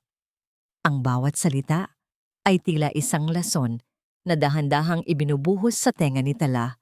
Ito ang The Mask of Esperanza, ang paggamit ng kabutihan bilang isang mabisang sandata ng pang-aalipin. Sa pagkakataong ito, naramdaman ni Tala ang isang kakaibang lakas na bumubukal mula sa kanyang kailaliman. Ang takot na dati ay nagpapaliit sa kanya ay naging tila isang nagbabagang bakal. Dahan-dahan siyang tumayo, ang kanyang tindig ay naging tuwid, at ang kanyang mga mata ay direktang tumitig sa mga mata ni Doña Esperanza. Ito ang kanyang golden moment, ang unang pagkakataon na ang isang Reyes ay hindi yumuko sa kapangyarihan ng mga Monteverde. Hindi sapat ang inyong yaman para bayaran ang bawat patak ng pawis at dangal ng aking ama, Doña Esperanza. Ang mahinahong wika ni Tala, ngunit ang bawat pantig ay may bigat ng isang hatol. Itago niyo ang inyong pera. Ang kailangan ng aking ama ay katarungan at kukunin ko yon. Kasama man kayo o hindi. Sandaling natigilan ng matanda. Ang kanyang perpektong maskara ay bahagyang nagpakita ng lamat ng pagkagulat at galit. Ang yabang mo, Tala. Tignan natin kung hanggang saan ka dadalhin ng prinsipyo mo kapag ang lahat ay nawala na sa iyo. Nang tumalikod si Doña Esperanza upang lumabas, nahagip ng paningin ni Tala si Adrian na nakatayo sa labas ng pintuan. Hindi nito alam kung gaano katagal nang nandoon ang asawa o kung narinig ba nito ang lahat. Ang mukha ni Adrian ay puno ng kalituhan. Tila ba nahahati ang kanyang pagkatao sa pagitan ng utos ng kanyang ina at ang katotohanang dahan-dahan ng kumakawala mula sa mga anino. Habang naglalakad palayo ang kanyang biyenan, napansin ni Tala ang isang maliit na folder na naiwan sa upuang inupuan ni Esperanza kanina. Nang buksan niya ito, hindi ito ang post-nuptial agreement. Ito ay isang kopya ng report ng pulisya tungkol sa break-in sa bahay ni Teodoro. Sa huling bahagi ng report, may isang pangalan na nakabilog ng kulay pula. Isang pangalang hindi inaasahan ni Tala na makikita sa kaso ng kanyang ama. Ito ang pangalan ng dating driver ni Don Roberto na matagal nang balitang pumanaw na. Bakit buhay ang taong dapat ay patay na? At bakit tila ang kanyang biyenan ang unang nakakaalam nito bago pa man ang mga awtoridad? Ang katotohanan ay tila isang aninong pilit na nagtatago sa ilalim ng matitinding liwanag ng kasinungalingan. Ngunit sa bawat segundong lumilipas, ang dilim ay dahan-dahang nawawala upang ilantad ang mga sugat ng nakaraan. Sa loob ng madilim na sulok ng kanyang silid, hawak ni Tala ang burner phone na ibinigay ni Mateo, ang tanging gamit na hindi pa nadidungisan ng kontrol ng mga Monteverde. Ang liwanag mula sa maliit na screen ay tumatama sa kanyang mukha na nagpapakita ng isang determinasyong mas matalas pa kaysa sa anumang patalim. Mateo, nahanap ko na ang tinutukoy ni Tia Felisa. Ang pabulong na wika ni Tala sa kabilang linya, ang kanyang boses ay tila isang marahang hanging nanggagaling sa kailaliman ng kanyang pagkatao. Nasa ilalim ng lumang library ang archive, pero kailangan ko ng access sa mga files ng logistics firm noong taong 1978. Mag-ingat ka, Tala. Ang seryosong tugon ni Mateo. Ang boses nito ay puno ng babala na tila isang babasaging baso na handang mabasag. Ang mga dokumentong yon ay hindi lamang basta papel. Iyon ang mga ebidensyang maaaring magpabagsak sa buong imperyo nila. Ayon sa initial audit ko, may mga ghost deliveries na nangyari noon at ang perang nawala ay sapat na upang ipakulong ang sino mang pumirma sa mga papeles na yon. Matapos ang tawag, dahan-dahang lumabas si Tala ng kanyang silid. Ang gabi ay naging tila isang malawak na dagat ng katahimikan kung saan ang bawat marahang paghakbang niya sa makapal na carpet ay hindi lumilikha ng anumang tunog. Ngunit ang bawat tibok ng kanyang puso ay tila isang malakas na hiyaw sa kanyang pandama. Gamit ang susi na palihim na iniwan ni Tia Felisa sa ilalim ng isang paso, binuksan ni Tala ang mabigat na pintong kahoy patungo sa mga archive. Ang marahang pag-ungol ng matandang kahoy ay tila isang babala mula sa mga kaluluwang nananahan sa loob ng silid na yon. Ang amoy ng luma at maalikabok na papel na humahalubilo sa lamig ng semento ay tila sumasakal sa kanyang pang-amoy. Sa gitna ng mga naglalakihang istante, natagpuan niya ang isang itim na kahon na may nakasulat na Monteverde Logistics, Confidential Records. Sa bawat pagbuklat niya ng mga pahina, ang mga kamay ni Tala ay bahagyang nanginginig, hindi dahil sa takot, kundi dahil sa tindi ng emosyong bumabalot sa kanya. Doon, sa gitna ng mga dilaw na pahina, ay nakita niya ang isang kontratang nagkakahalaga ng milyon-milyong piso. Ang pirma sa ibaba ay hindi ang pirma ng kanyang ama na si Teodoro. Bagaman pilit na ginaya ang estilo ng pagsulat ng kanyang ama, ang bawat kurbada ng mga letra ay nagpapakita ng isang kamay na hindi sanay sa gayong bigat ng responsibilidad. Nang tignan niya ang logbook ng mga nakapasok sa opisina noong gabing iyon, isang pangalan ang paulit-ulit na lumilitaw. Ernesto Santos, ang tiyuhin ni Catalina. Hindi si Papa ang nagnakaw, ang pabulong na wika ni Tala sa kanyang sarili. Ang mga luha ay dahan-dahang pumatak sa dokumento na tila nagbibigay ng buhay sa mga tuyong letra. Ginamit nila ang pangalan ni Papa para itago ang sarili nilang dumi. Ito ang kanyang golden moment, ang sandali kung saan ang lahat ng pagdududa ay naglaho at pinalitan ng isang malamig at tiyak na katarungan. Ang kanyang ama ay biktima ng isang malawakang sabwatan na pinangunahan ng pamilya ni Catalina sa ilalim ng pagmamasid ni Doña Esperanza. Ngunit ang mas masakit na katotohanan ay ang posibilidad na alam ito ni Adrian o sadyang pinili nitong maging bulag dahil sa galit. Habang maingat na kinukuhanan ni Tala ng litrato ang mga dokumento gamit ang burner phone, narinig niya ang marahang pagpihit ng seradura sa itaas. Ang tunog ng mga yabag na dahan-dahang bumababa sa hagdanan ay tila isang hatol na papalapit sa kanya. Mabilis niyang isinara ang kahon at nagtago sa likod ng isang malaking istante. Ang kanyang hininga ay pinigil niya hanggang sa puntong sumasakit na ang kanyang dibdib. Mula sa kanyang pinagtataguan, nakita ni Tala ang isang aninong pumasok sa silid. Ang liwanag mula sa hawak nitong flashlight ay gumagala sa mga istante. Tila may hinahanap na hindi dapat mawala. Nang tumama ang liwanag sa mismong istante kung nasaan si Tala, naramdaman niya ang panlalamig ng kanyang buong pagkatao. Sino ang pumasok sa archive sa gitna ng hating gabi? At kung mahuhuli siya, ano ang gagawin nila upang masiguradong ang mga dokumentong hawak niya ay hinding-hindi makakalabas sa mansyong yon? Ang panganib ay hindi na lamang isang banta sa kanyang dangal, kundi isang banta sa mismong buhay na pilit niyang ipinaglalaban para sa kanyang ama. Ang bawat tibok ng puso ni Tala ay tila isang marahas na paghampas ng martilyo sa kanyang dibdib habang nananatili siyang nakatago sa likod ng malalaking istante ng archive. Ang liwanag mula sa flashlight ay dahan-dahang gumagapang sa sahig na tila isang matalas na mata na naghahanap ng anumang bakas ng panghihimasok. Naramdaman niya ang panlalamig ng kanyang mga daliri habang mahigpit niyang hawak ang burner phone, ang tanging ebidensya ng kanyang natuklasan. Sa isang iglap, Narinig niya ang isang mabigat na buntong hininga, isang buntong hiningang puno ng pagod at kalituhan. Nakita niya ang anino ni Adrian na dahan-dahang lumalayo.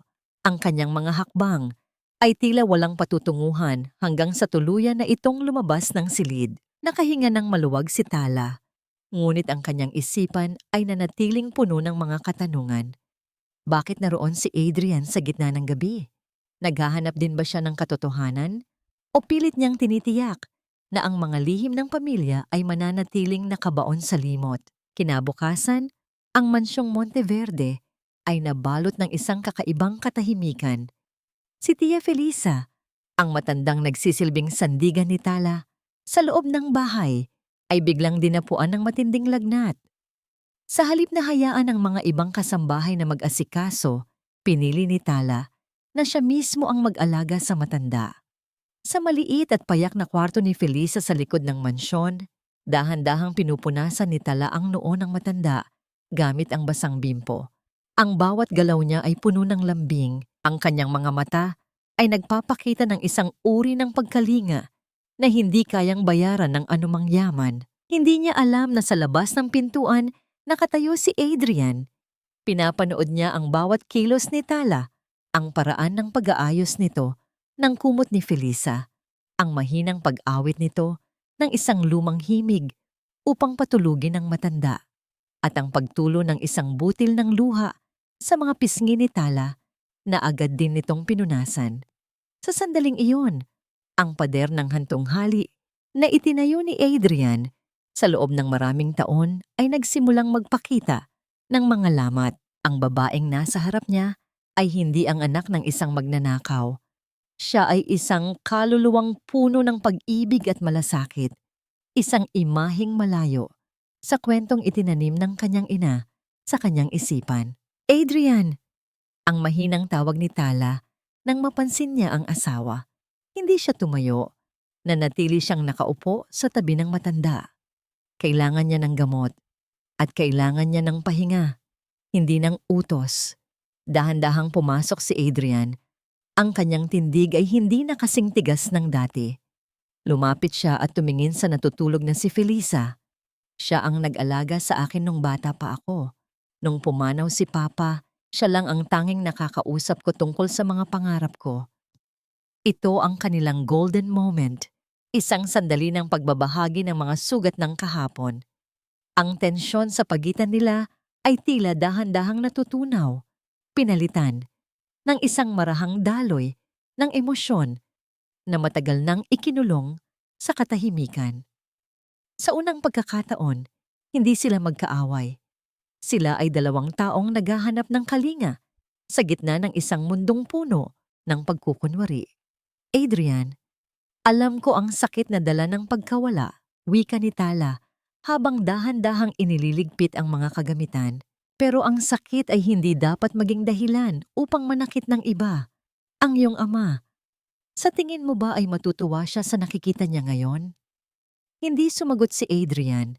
Tumingin lamang siya kay Tala. Ang kanyang mga mata ay puno ng mga katanungang hindi niya mabigkas. May bahid ng pagsisisi sa kanyang mga labi, isang ekspresyong tila humihingi ng tawad nang walang anumang salita. Sa sandaling iyon, naramdaman ni Tala ang isang munting kislap ng pag-asa. Marahil, sa likod ng galit ni Adrian ay mayroon pang isang mabuting tao na naghihintay na mailigtas. Ngunit ang katahimikan ng kanilang pag-uusap ay binasag ng pagtunog ng cellphone sa ni Adrian sa loob ng kanyang bulsa. Isang marahang panginginig na tila isang babala. Nang buksan ni Adrian ang kanyang email, ang kanyang mukha ay biglang namutla.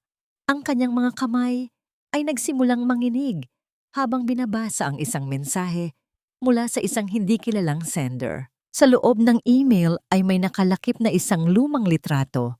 Isang litrato ni Catalina na nakikipagpalitan ng mga dokumento sa isang lalaking nakatalikod sa mismong gabi ng kamatayan ni Don Roberto. Ang caption ng email ay sapat na upang magpatigil sa pag-ikot ng mundo ni Adrian. Ang akala mong katarungan ay isang malaking kasinungalingan na binuo ng taong pinakapinagkakatiwalaan mo. sino ang nagpadala ng email na yon kay Adrian. At sa sandaling malaman niya ang katotohanan, kakayanin ba niyang harapin ang katotohanang ang taong itinuring niyang kakampi ay ang siya palang sumira sa kanyang buhay? Ang pagduda ni Adrian ay naging tila isang nagbabagang apoy, at ang bawat segundong lumilipas ay mas lalong nagpapatindi sa panganib na naghihintay sa kanilang lahat. Ang bawat sulok ng mansyong Monteverde ay nababalot ngayon ng isang uri ng katahimikan na tila nagbabadya ng isang malakas na unos. Ang hanging dumadaan sa mga pasilyo ay hindi na nagdadala ng samyo ng mga bulaklak, kundi ng amoy ng luma at unti-unting nabubulok na mga lihim.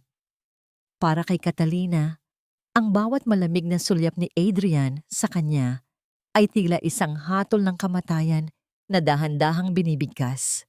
Nararamdaman niya ang paglayo ng loob ng lalaki, ang bawat iwas ng tingin nito, at ang matagal na pananahimik habang nakatitig sa kanyang computer screen. Hindi mapakali si Catalina. Ang kanyang mga kamay ay nanginginig habang pilit niyang inaayos ang kanyang buhok sa harap ng salamin. Alam niyang kailangan niyang gumawa ng isang marahas na hakbang bago pa man tuluyang malantad ang katotohanan. Sa kanyang isipan, may isang planong dahan-dahang nabubuo, isang huling bitag na magtatapos sa presensya ni Tala sa buhay nila. Isang gabi, habang ang lahat ay abala sa paghahanda para sa nalalapit na anibersaryo ng kumpanya, palihim na pumasok si Catalina sa silid ni Tala. Ang kanyang bawat hakbang sa sahig ay tila walang bigat. Isang aninong gumagala sa gitna ng dilim. May dala siyang isang maliit na velvet box, ang kwintas na pag-aari ni Doña Esperanza na matagal nang nawawala.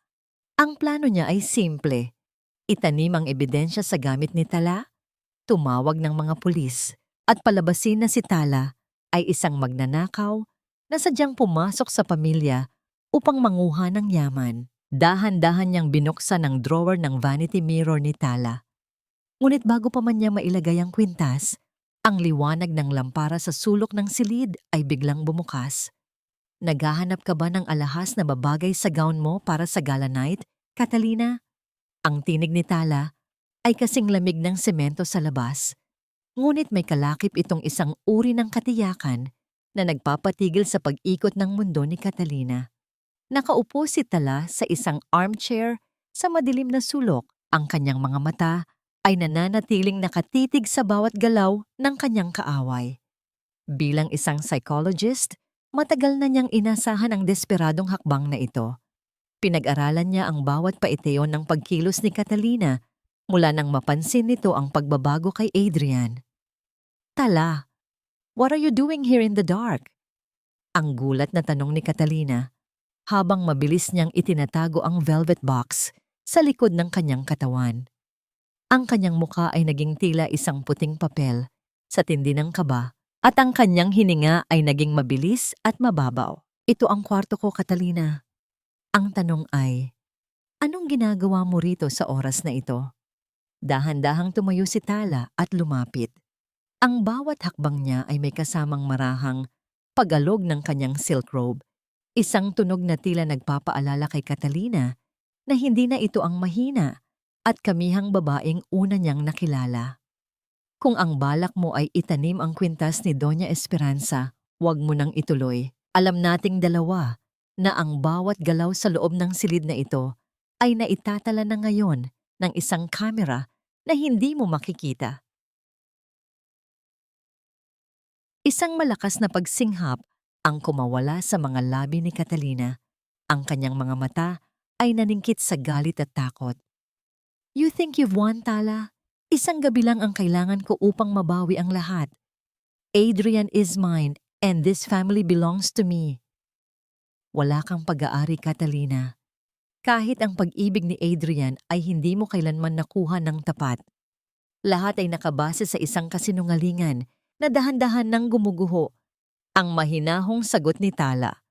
Ang gala night na sinasabi mo, iyon ang magiging huling gabi ng iyong pagpapanggap. Marahas na tumalikod si Catalina at lumabas ng silid. Ang kanyang mga hakbang ay tila isang bagyong nanalasa sa pasilyo. Ngunit sa kanyang pag-alis, naramdaman ni Tala ang isang munting panginginig sa kanyang sariling mga kamay. Alam niyang ang larong ito ay mapanganib. Hindi titigil si Catalina hanggang sa makita siyang bagsak sa lupa. Kinabukasan, sa gitna ng agahan, opisyal na inihayag ni Doña Esperanza ang pagdiriwang para sa ika-50 anniversary ng Monteverde Group, isang marangyang gala night kung saan ang lahat ng mahahalagang tao sa lipunan ay darating. Habang nagsasalita ang matanda tungkol sa karangalan at tradisyon ng pamilya, nagtama ang mga paningin nina Adrian at Tala. Sa mga mata ni Adrian, nakita ni Tala ang isang uri ng pagtatanong, isang pagsusumamong, tila humihingi ng katotohanan na hindi pa nito kayang tanggapin ng buo. Maghanda kayong lahat, ang deklara ni Doña Esperanza. Ang kanyang tinig ay puno ng awtoridad na tila walang sinumang pwedeng bumali. Ang gabing ito ang magpapatunay kung sino ang karapat-dapat na magdala ng pangalang Monteverde. Habang nakatanaw si Tala sa bintana, pinagmamasdan ang pagbagsak ng ulan na tila mga luhang naghuhugas sa mga dahon ng sampagita. Alam niyang ang gala night ay hindi lamang isang pagdiriwang. Ito ang magiging entablado ng kanyang huling pag-atake. Ngunit sa likod ng kanyang determinasyon, may isang takot na nananatili. Sa sandaling mawasak ang lahat, mayroon pa bang matitirang bahagi ng kanyang puso para sa lalaking naging dahilan ng kanyang pagdurusa, ngunit naging bahagi na rin ng bawat panalangin niya sa gabi? Ang bitag ay nakahanda na, at sa muling pagsikat ng araw para sa gala night, ang lahat ng anino ay kailangang humarap sa liwanag. Ngayong gabi, ang bawat lihim ay bibigyan ng sariling dila upang isigaw ang katotohanang matagal nang ibinaon sa ilalim ng mga diamante at perlas. Ang bulwagan ng Monteverde Grand Ballroom ay naglalagablab sa ningning ng mga chandelier na tila mga bituing bumagsak mula sa langit. Ngunit sa likod ng bawat ngiti ng mga panauhin ay may nakakubling mapait na paghuhusga. Ang amoy ng pinakamamahaling bulaklak at alak ay humahalubilo sa malamig na hanging nanggagaling sa malalaking aircon na lumilikha ng isang atmosperang puno ng tensyon. Para kay Tala, ang gabing ito ay hindi isang pagdiriwang. Ito ang kanyang entablado ng paghuhukom.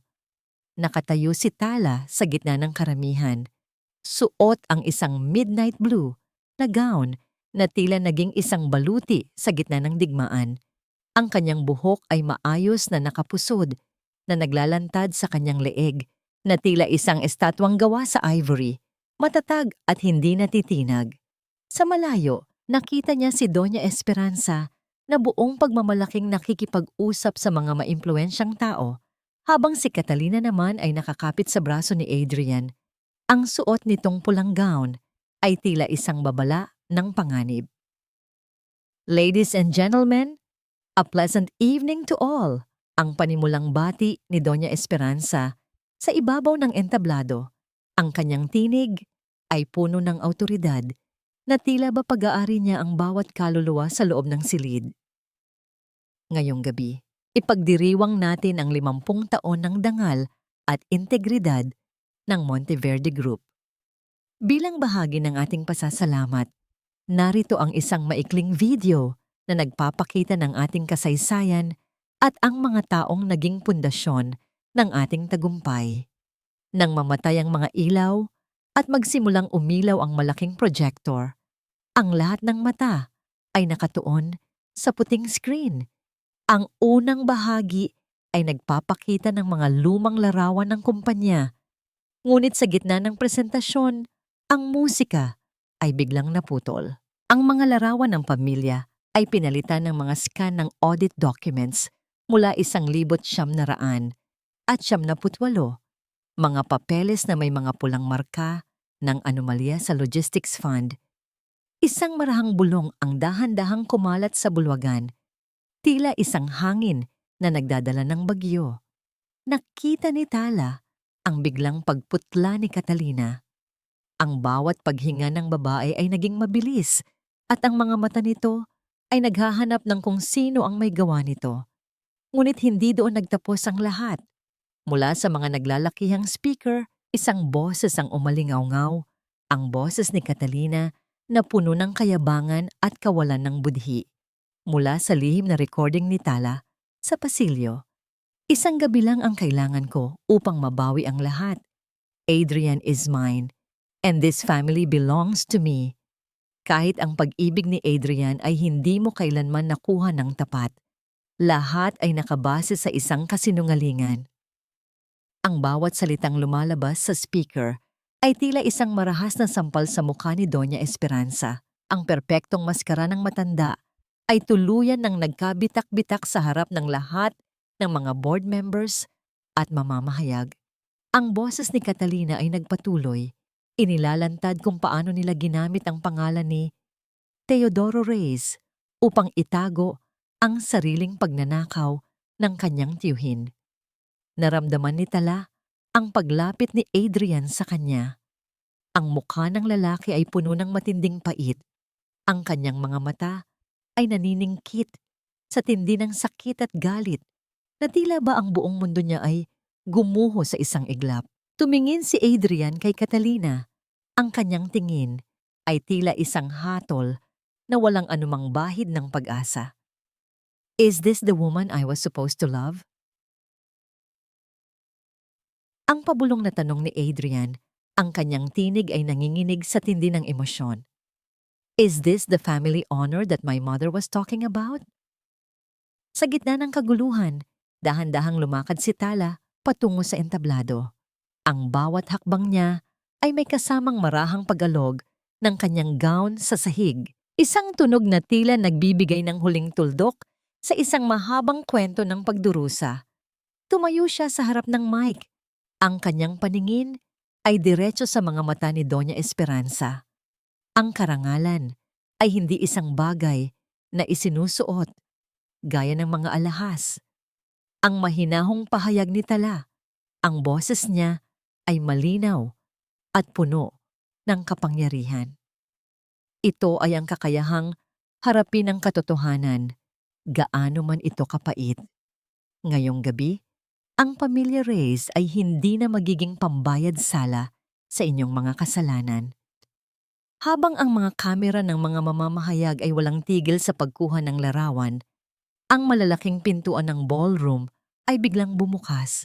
Ang mga matitigas na hakbang ng mga lalaking nakasuot ng uniforme ng pulisya ay dahan-dahang lumapit sa gitna ng bulwagan.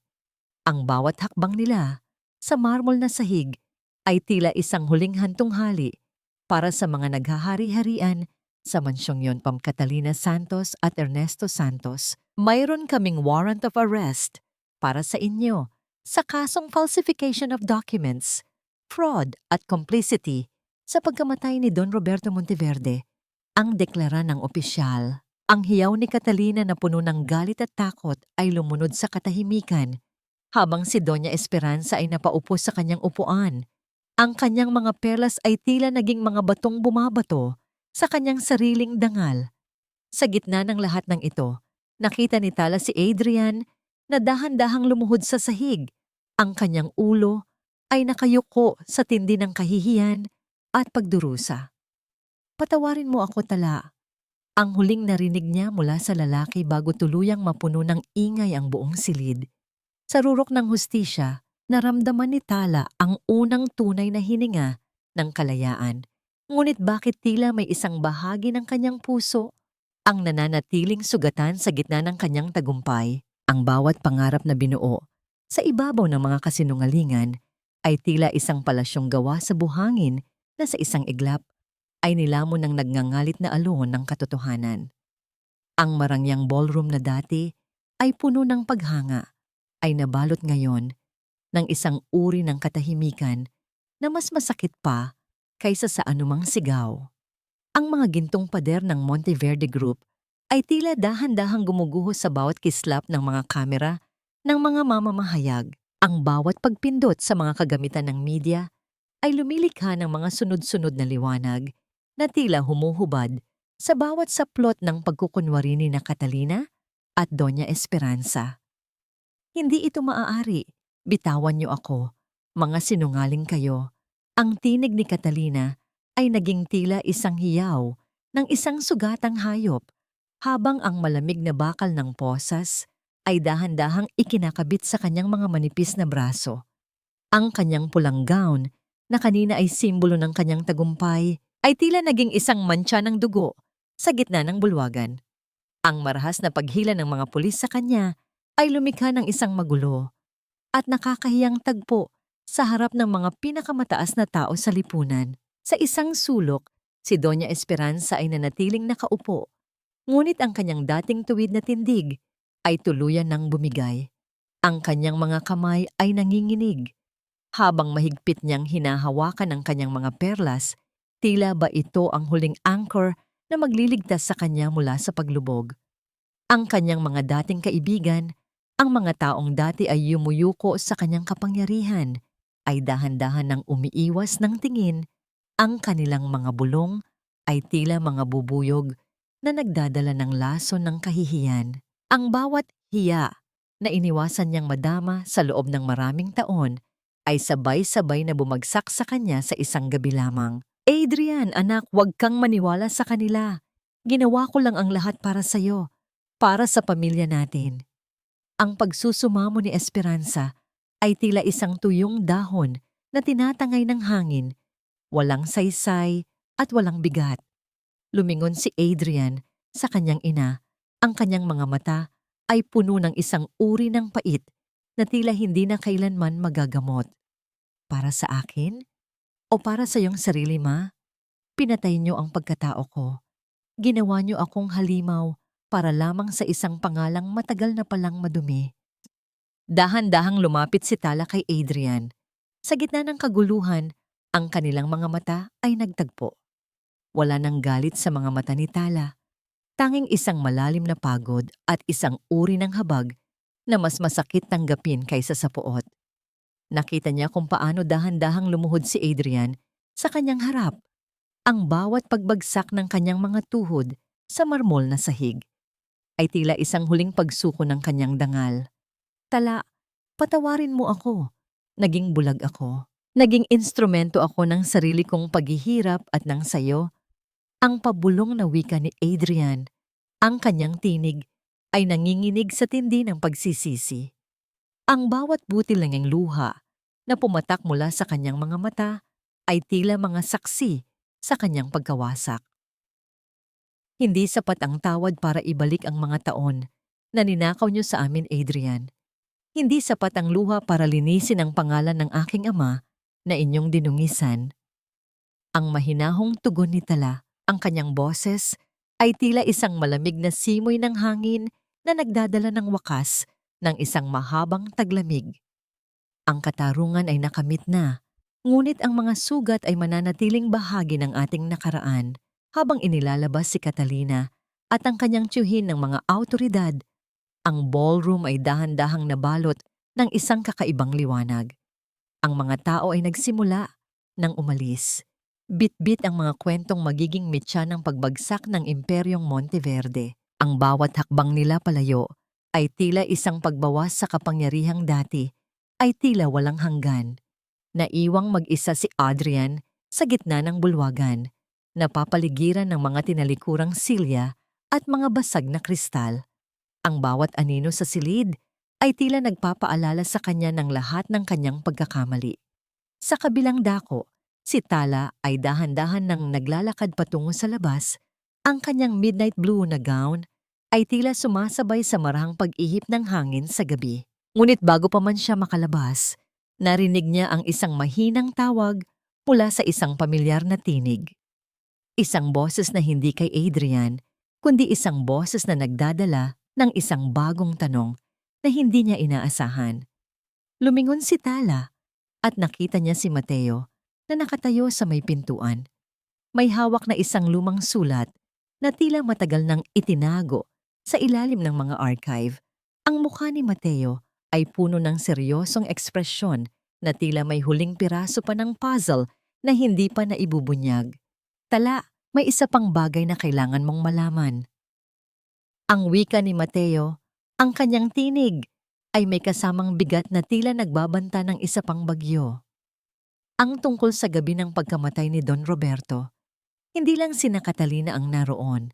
May isa pang tao na tumulong sa kanila upang masiguradong walang makakapagsalita. Ang bawat tibok ng puso ni Tala ay tila napatigil. Sino pa ang may kinalaman sa trahedyang sumira sa kanilang buhay? At sa gitna ng tagumpay na ito, handa ba siyang harapin ang huling katotohanan na maaring mas masakit pa kaysa sa lahat ng kanyang pinagdaanan? Ang gabi ay tila hindi pa natatapos at ang mga anino ng nakaraan ay tila ayaw pa siyang pakawalan.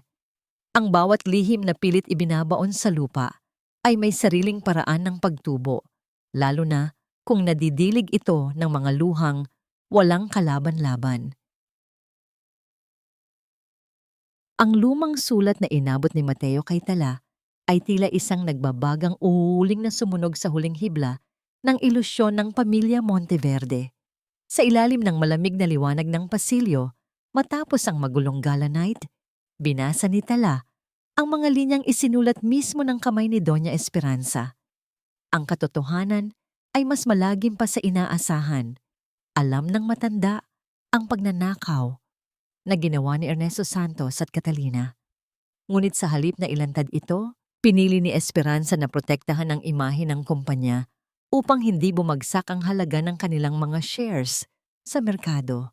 Siya ang utak sa likod ng pagpapapirma kay Don Roberto na nauwi sa depresyon nito at siya rin ang nag-utos na gamitin ang pangalan ng ama ni Tala upang tuluyang pagtakpan ang baho ng kanilang angkan. Ang pinakamalaking halimaw ay hindi nagtatago sa dilim. Nakasuot ito ng perlas at nagtuturo ng magandang asal sa hapagkainan. Naramdaman ni Tala ang isang malamig na kapayapaan na dahan-dahang yumakap sa kanyang kaluluwa. Binalik niya ang papel kay Mateo. Ang kanyang mga mata ay nagpapakita ng isang determinasyong hindi na mababali. Ipinagkatiwala niya sa investigador ang huling ebidensya upang tuluyang panagutin ang matanda sa batas. Tapos na ang kanyang laban sa nakaraan. Panahon na upang harapin ang kanyang sariling kinabukasan. Lumipas ang ilang araw, ang mansyong Monteverde, na dati ay sumisimbolo sa kapangyarihan at luho, ay naging tila isang malaking puntod ng mga wasak na pangarap. Ang mga mamahaling kurtina ay nakababa, at ang hangin sa loob ay tila hindi gumagalaw, puno ng bigat ng mga naganap. Nakaupo si Tala sa malawak na sala, suot ang isang simpleng puting damit na sumasalamin sa kanyang natagpuang kalayaan. Sa ibabaw ng babasaging mesa sa kanyang harapan ay naroon ang mga papeles ng annulment, malinis at naghihintay ng mga pirma. Mula sa hagdanan, dahan-dahang bumaba si Adrian. Ang kanyang formal na kasuotan ay napalitan ng isang lukot na polo. Ang kanyang buhok ay magulo at ang kanyang mga mata ay may malalalim na anino ng kawalan ng tulog. Ang lalaking minsang naging simbolo ng kayabangan at puot ay isa na lamang anino ng kanyang sarili. Basag at nagmamakaawa. Lumapit si Adrian at naupo sa tapat ni Tala. Ang kanyang paningin ay nakapako sa mga papeles. Tila ba ito ay isang hatol ng kamatayan na ayaw niyang tanggapin? Tala, please! Ang panimula ni Adrian, ang kanyang tinig ay nanginginig at puno ng isang desperasyong pumipiga sa puso. Alam kong wala akong karapatang humingi ng isa pang pagkakataon. Alam kong sinira ko ang tiwala mo at pinaniwalaan ko ang mga kasinungalingan nila. Pero nakikiusap ako. Start over tayo. Hindi bilang pambayad utang, hindi dahil sa anumang pangako ng pamilya, kundi bilang totoong mag-asawa. I will spend the rest of my life making it up to you. Handa akong iwan ang lahat ng ito, basta't kasama kita. Ang bawat salita ni Adrian ay may dalang sinseridad na matagal nang hinanap ni Tala noong mga unang araw ng kanilang pagsasama. Kung narinig lamang niya ito noon, marahil ay napuno ng kaligayahan ang kanyang puso. Ngunit ang panahon ay isang malupit na guro. Tinuruan siya nitong makita ang pagkakaiba ng pag-ibig na nagpapalaya at pag-ibig na nakakasakal. Tiningnan ni Tala ang lalaking nasa kanyang harapan Walang galit sa kanyang mga mata, tanging isang malalim na pag-unawa at kalungkutan para sa isang pag-ibig na namatay bago pa man ito tuluyang mamulaklak. Minahal ko ang taong inakala kong ikaw, Adrian. Ang mahinahong tugon ni Tala, ang kanyang boses ay tila isang marahang paghaplos na nagdadala ng paalam. Noong araw na naglakad ako sa altar, dala ko ang lahat ng pag-asa na mabubuo natin ang isang pamilyang puno ng pagmamahal. Pero sa loob ng bahay na ito, natutunan kong ang tunay na pagmamahal ay hindi humihingi ng kapalit na dangal. I loved you, but I have learned to love myself more now. At ang pagmamahal na iyon sa sarili ko, ang nagsasabing kailangan ko nang umalis. Kinuha ni Tala ang panulat at dahan-dahang inilapat ang kanyang pirma sa mga pahina ng dokumento. Ang bawat kurba ng tinta ay tila isang marahang pagputol sa mga kadenang nagtali sa kanya sa pamilyang yon. Matapos pumirma, ibinaba niya ang panulat at ibinaling ang kanyang pansin sa kanyang kaliwang kamay. Ito ang kanyang golden moment. Dahan-dahan niyang hinawakan ang gintong singsing sa kanyang palasingsingan. Ang malamig na metal na naging simbolo ng kanyang pagkakakulong ay marahang dumulas mula sa kanyang balat. Nag-iiwan ng isang maputlang marka, isang peklat ng nakaraan, na dahan-dahan ding maglalaho sa paglipas ng panahon. Inilapag ni Tala ang singsing sa ibabaw ng mga papeles. Ang paglapat ng metal sa papel ay hindi lumikha ng anumang ingay, ngunit ang katahimikang dala nito ay mas bingi kaysa sa anumang sigaw. Isang pinal na tuldok sa kanilang pekeng sumpaan. Sana ay mahanap mo rin ang kapayapaan mo, Adrian. Dahil ako, pupuntahan ko na ang akin. Ang huling wika ni Tala. Tumayo siya at naglakad patungo sa malalaking pintuan ng mansyon. Hindi na siya lumingon pa. Nang mabuksan ang pinto, ang mainit na sikat ng araw ay agad na yumakap sa kanyang mukha at ang sariwang hangin ay nagdala ng samyo ng kalayaan na matagal na niyang inaasam.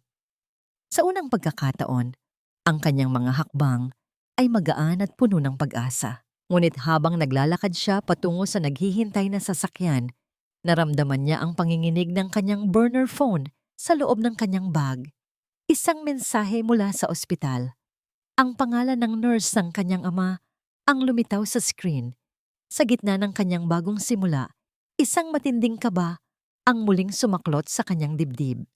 Ano ang nangyari kay Teodoro ngayon at tapos na ang banta ng mga Monteverde?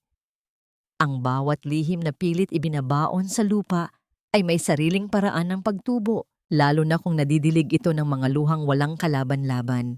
Ang lumang sulat na inabot ni Mateo kay Tala ay tila isang nagbabagang uling na sumunog sa huling hibla ng ilusyon ng pamilya Monteverde.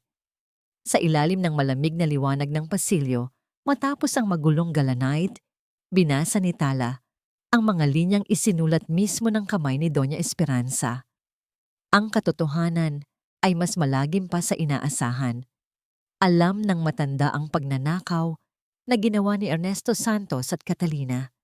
Ngunit sa halip na ilantad ito, pinili ni Esperanza na protektahan ang imahe ng kumpanya upang hindi bumagsak ang halaga ng kanilang mga shares sa merkado.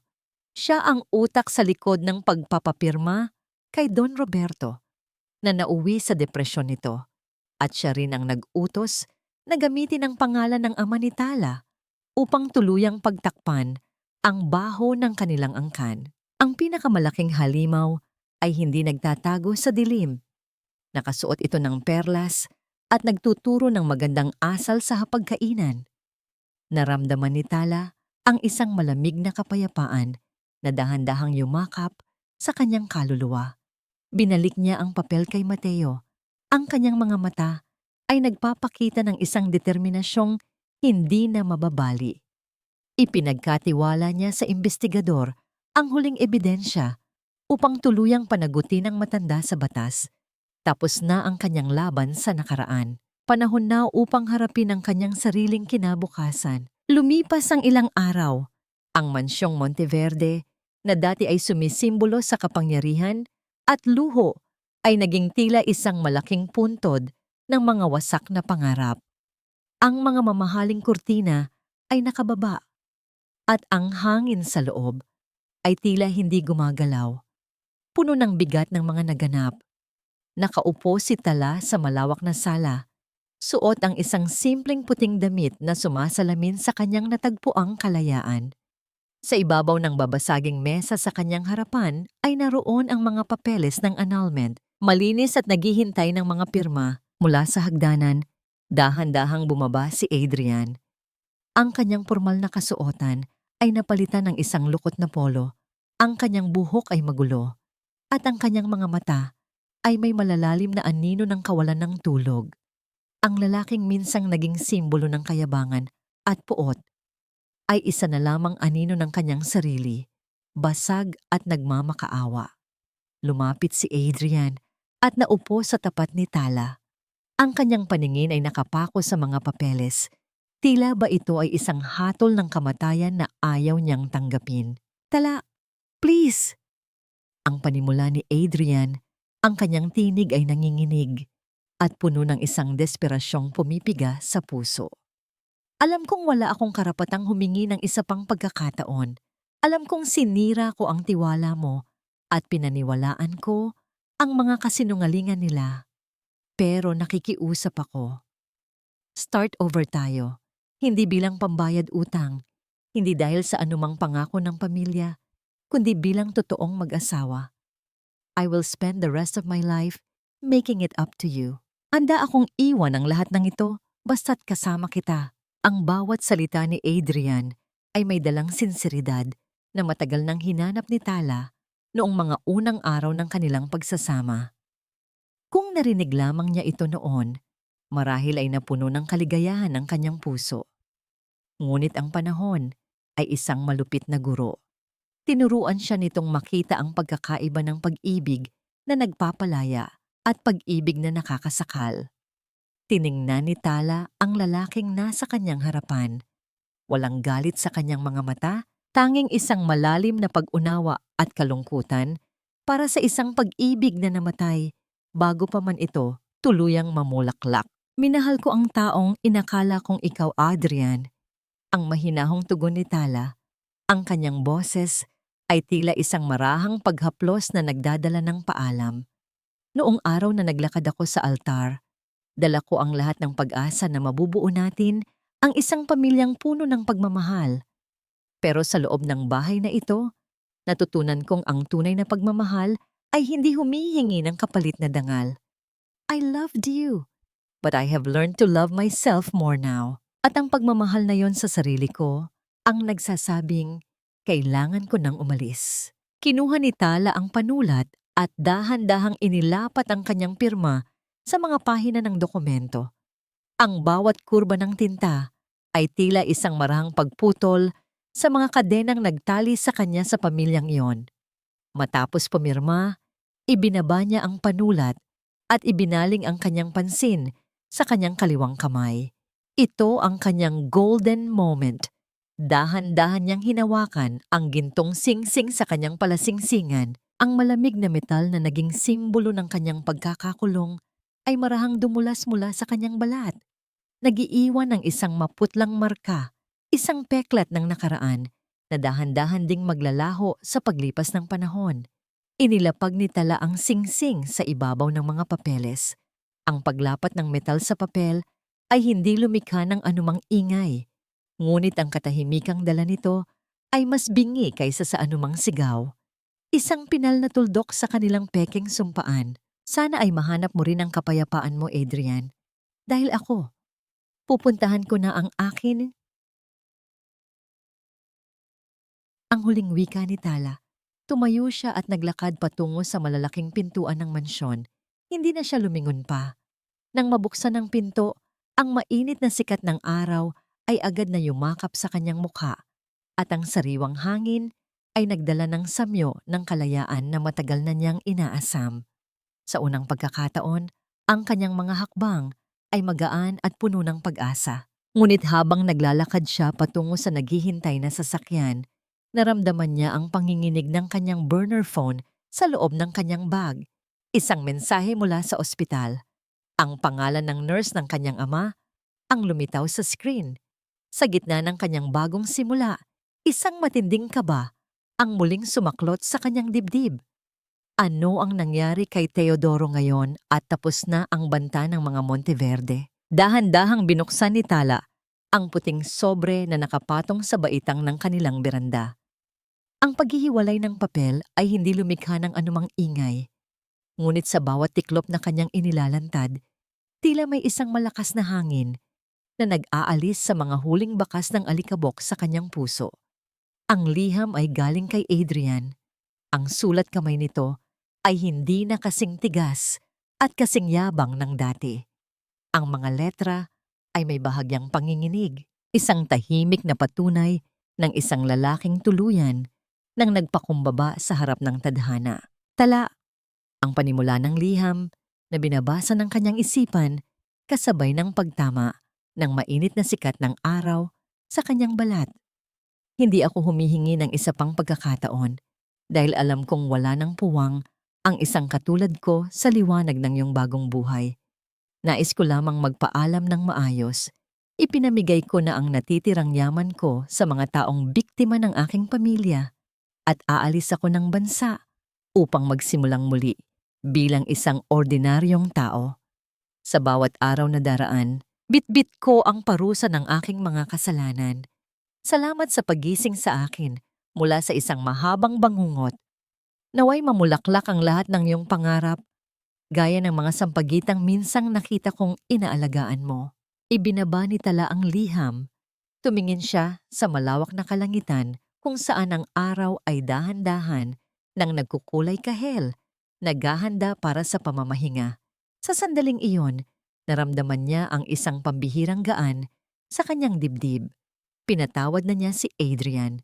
Hindi dahil naging karapat-dapat ang lalaki sa kanyang awa at hindi rin upang kalimutan ang mga luha at pait na kanyang dinanas.